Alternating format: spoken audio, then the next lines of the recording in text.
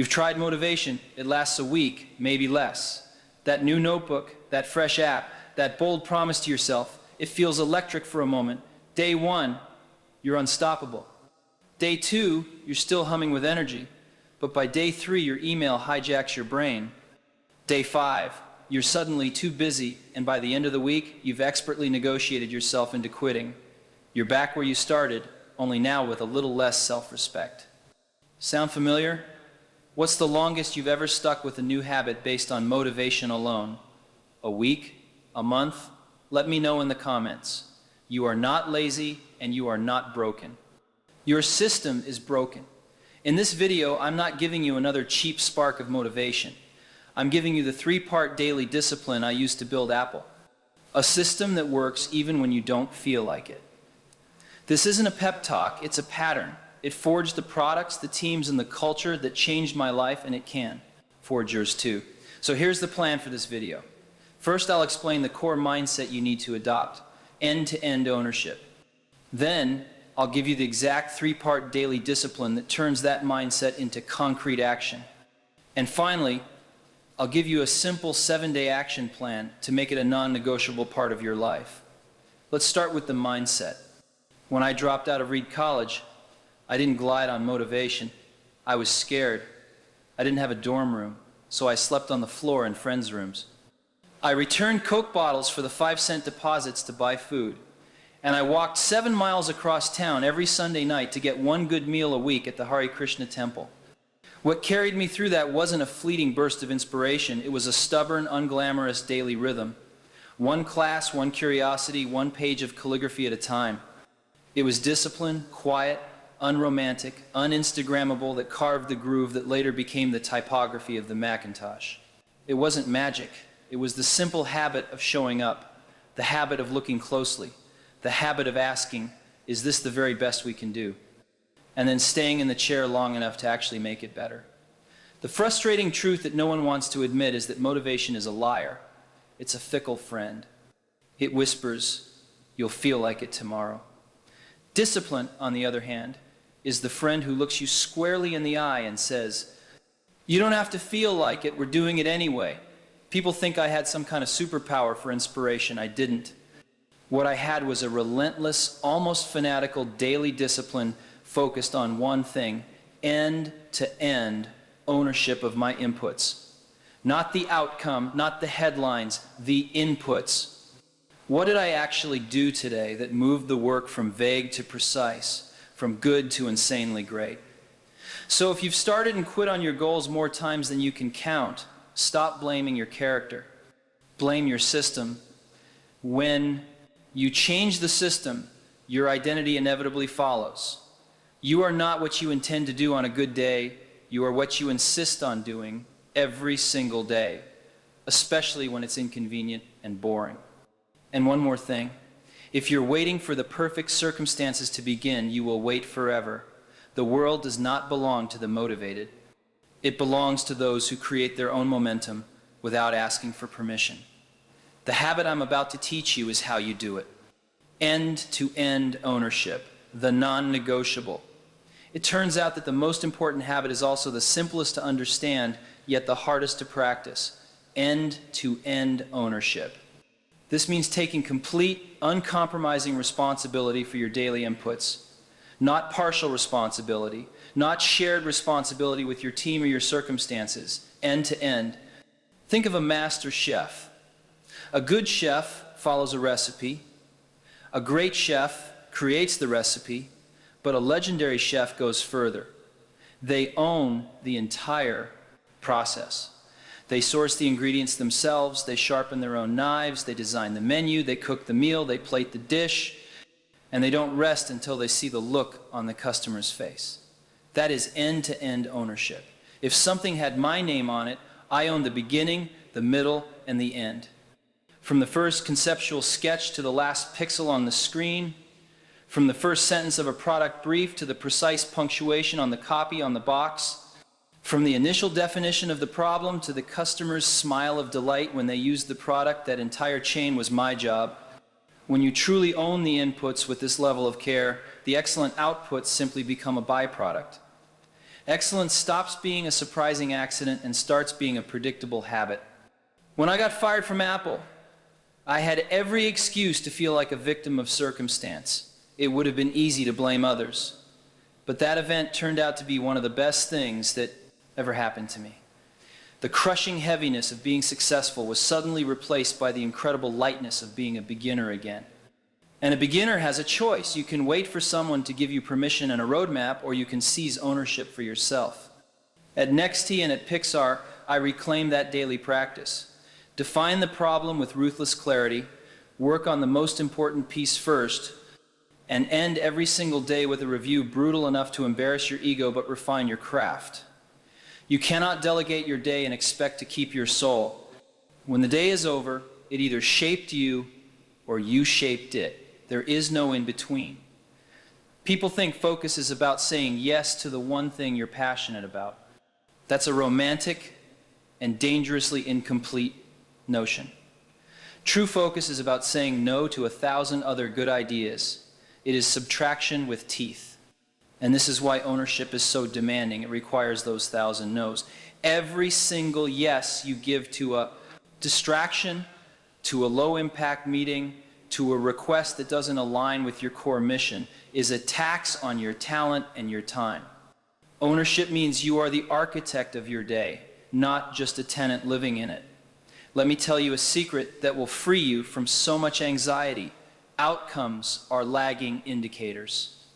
The results you want, the revenue, the user growth, the fame, the praise, none of those appear on command. They are the ghosts of actions you took in the past. They arrive because of what you did last week when nobody was watching, last month when you were still debugging a broken mess, and last year when you were bleeding time and money to get the idea off the ground. When your identity rests on achieving certain outcomes, you are a hostage to fortune.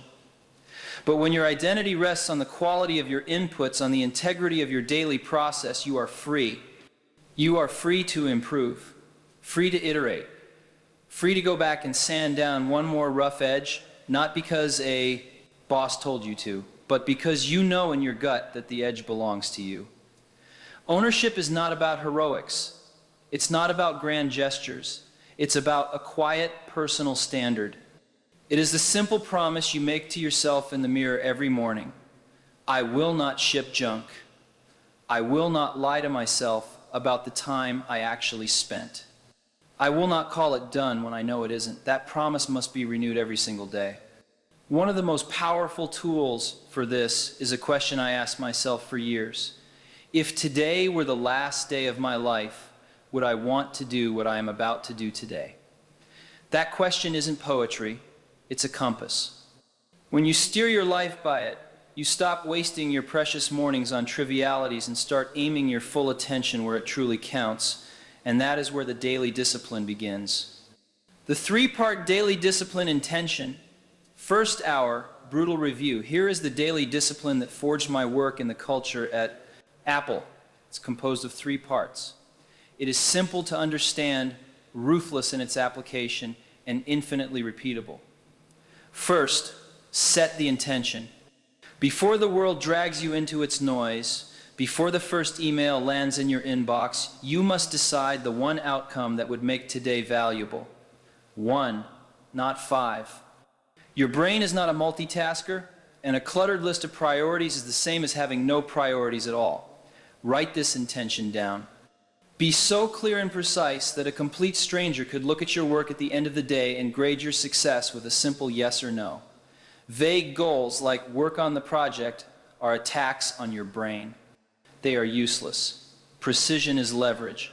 Ship the first draft of the feature specification. Design the complete icon grid at 64, 32, and 16 pixels, and personally review legibility on all target devices. Call 3 customers who recently complained and just listen without defending the product. When I sat down to review a product, I didn't just wander through it. I always ask, what's the one thing that if we improved it would make everything else easier or even irrelevant? You must do the same for your day. Define that one thing. Shine a spotlight on it. Now your day has a spine. Second, control the first hour. This is the most critical part of the system. The first hour of your workday sets the firmware for your mind for the next 8 hours. If you let your phone program that first hour, you have already given your entire day away to other people's agendas. So the rule is absolute. No phone, no email, no news, no inbox of any kind. The first 60 minutes are monastic. You take the one intention you just set and you put the first solid chunk of real focused work against it. I'm not talking about planning the work or organizing the work or doing research as procrastination. I mean actual work. If your intention is to write, you write sentences. If your intention is to design, you draw shapes. If your intention is to solve a hard problem, you think with a pen in your hand and a blank page in front of you. You must park everything else outside the door of that first hour. When I say control the first hour, I mean you must own your attention with the same ferocity you would use to protect your home from an intruder. If a notification knocks, you don't answer. If your mind tries to wander off to worry about a later meeting, you gently but firmly bring it back. That hour of pure, focused input compounds. Day after day, it builds a foundation of real progress that becomes a momentum you can feel in your bones. Third, review with brutal honesty. At the very end of the day, when the adrenaline of work is gone and the excuses are starting to get loud in your head, you must sit down with the work and ask the only question that truly matters. Is this insanely great, or is it just acceptable? Don't polish the narrative of how busy you were. Examine the cold, hard evidence. What actually got done? What didn't? What was the source of friction? Where did you hide from the difficult part? Where were you brave? You must insist on metrics you cannot argue with. Word count written, lines of code shipped, prototype fidelity achieved, customer calls completed. Then you ask 2 more questions. What did I learn today? And based on that learning, what will I change about my approach tomorrow? This is not a performance review to beat yourself up. It's a craft review designed to make you better. It's the calligraphy class all over again, examining the spacing, the kerning, the rhythm. Accept the page is your day and the work is your life. A day without an honest review is a day whose lessons will not compound into wisdom. This 3-part rhythm, intention, first hour, brutal review, creates a powerful feedback loop. The intention from the morning sharpens the focus of the first hour. The first hour produces tangible work to review. The brutal review in the evening upgrades the quality of tomorrow's intention.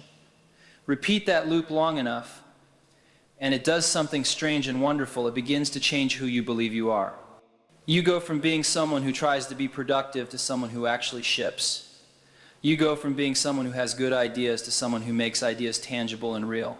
Real artists ship, and they don't ship by accident. They ship because their mornings belong to the work and their evenings belong to the truth. Fanatical daily reviews inside the Macintosh furnace. Let me take you inside the furnace where this discipline was forged and tested under incredible pressure. The original Macintosh team. We had a simple, non-negotiable rule: show the work. Not the pitch deck, not the promise, not the PowerPoint. The work itself. We didn't worship abstract ideas. We worshipped tangible iteration.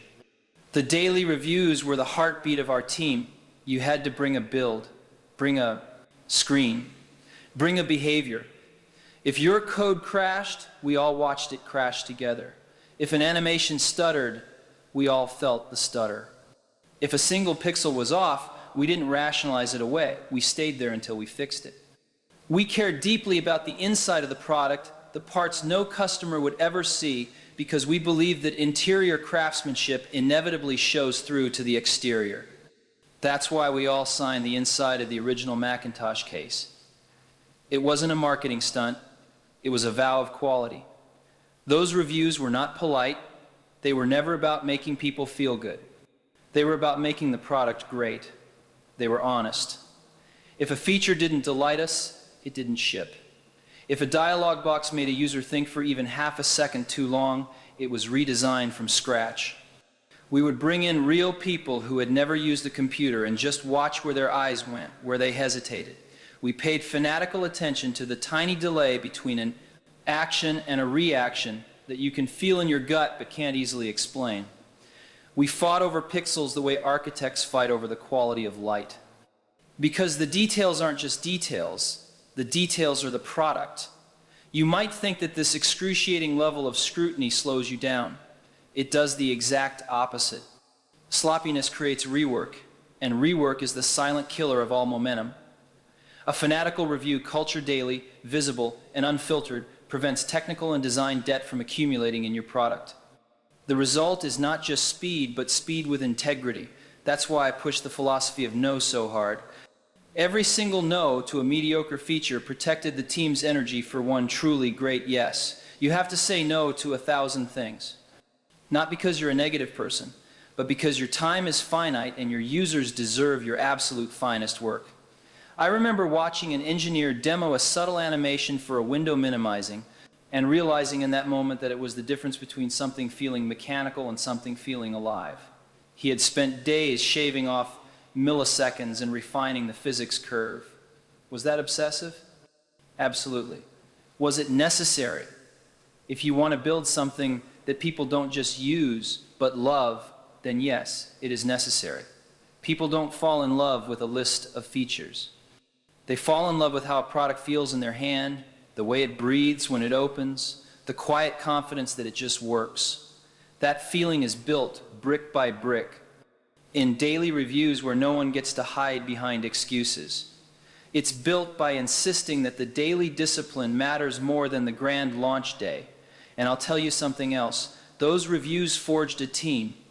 When you stand together in front of the unvarnished truth every single day, you sharpen each other. You learn to separate criticism of the work from criticism of the person. You learn that ego is just another distraction you have to say no to. Over time, that review room becomes a dojo. You walk in with respect for the craft and you leave with a better product and a better version of yourself. That is the true power of daily fanatical review. It is not cruelty, it is care at scale. The 7-day action plan: own your first 60 minutes. Now let's make this intensely practical. For the next 7 days, I want you to own your first 60 minutes. Not manage them, not defend them, own them. Treat that hour like the most valuable piece of real estate you will ever hold. Put a damn fence around it. Here's the step-by-step plan, day before preparation. This is crucial. Before you go to sleep, set tomorrow's single clear intention. One sentence. Write it on a sticky note and place it on your keyboard or notebook where you'll work. Lay out the tools you will need. Close every single app and tab on your computer that wants to steal your morning. Put your phone in another room. If you need it as an alarm, buy a cheap alarm clock. Do not start your day by touching a device that is connected to the entire world's demands. Minute 05. Arrive and commit.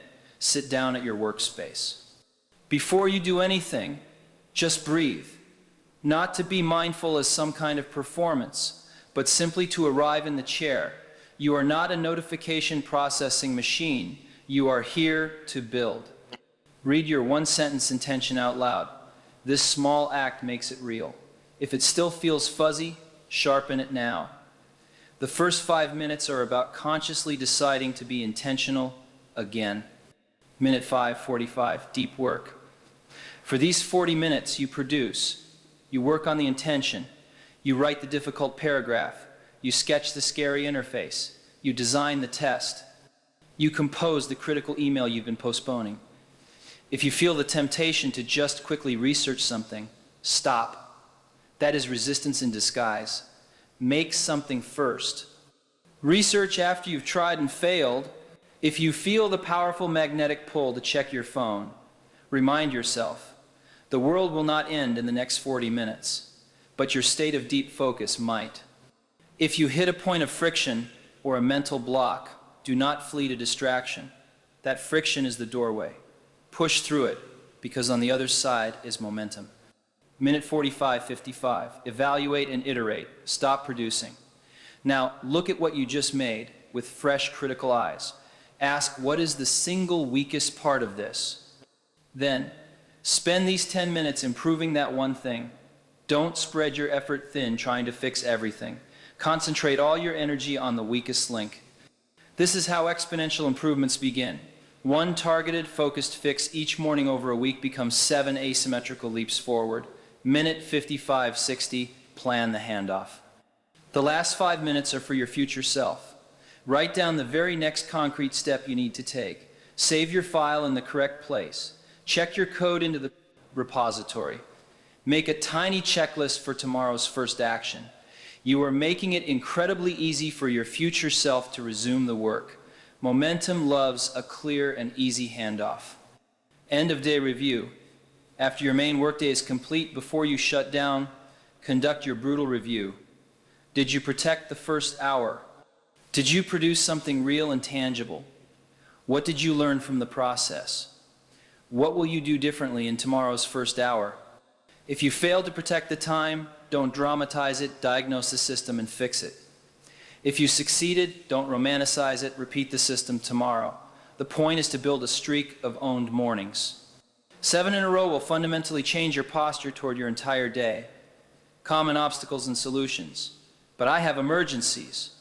Most of them aren't real emergencies. If it can wait 60 minutes, it's not an emergency. If it's truly urgent, choose a much smaller intention and work on it for just 5. Protect the pattern even in chaos. But I'm not a morning person. This isn't about mornings. It's about your first hour of work. You can be a first hour person. Start your protected hour at 8 a.m., 10 a.m., or even noon if you must, but the rule is you must start it before you open your inbox to the world. But I get interrupted by family, roommates. Your focus is a negotiation. You must communicate that this 60-minute block is your non-negotiable work time. Treat it like a critical doctor's appointment you cannot miss. The consistency of your boundary is what will eventually make it respected by others. But I don't know what the most important thing to work on is. Then for today, your intention is to define the intention. Spend the 40 minutes of deep work writing down the 3 outcomes that would make this week truly valuable, and then choose one to be tomorrow's focus. When in doubt, default to the task that scares you the most. Fear is often a compass pointing directly at your most important work. 7 days. That's it. This is not a life sentence, it's a test drive. When you truly feel how much leverage that first hour carries, you won't ever want to give it back. One more thing, your time is limited. Your time is limited, so don't waste it living someone else's life. That idea isn't about rebellion for its own sake. It is about responsibility. It is about your responsibility to your own gifts. Responsibility to the people who will never get to experience what only you can build if you keep postponing it. There is a clock ticking that you cannot see.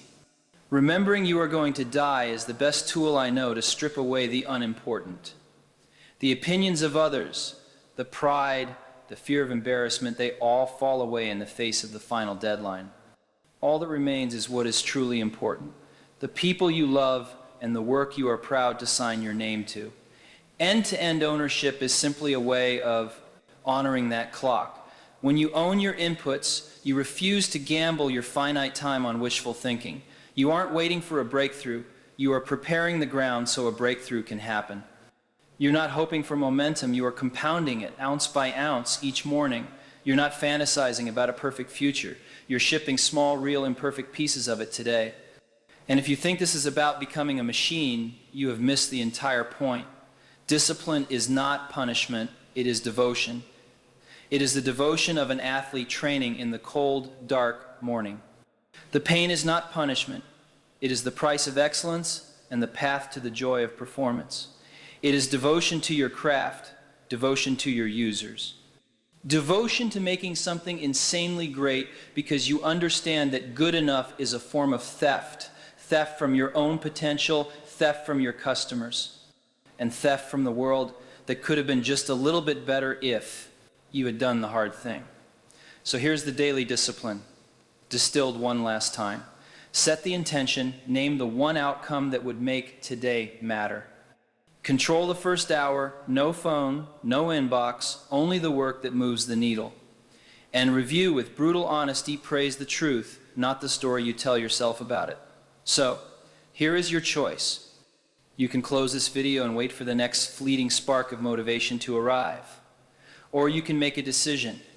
If you are ready to become the kind of person who ships, who owns their day, then do two things right now to seal that commitment.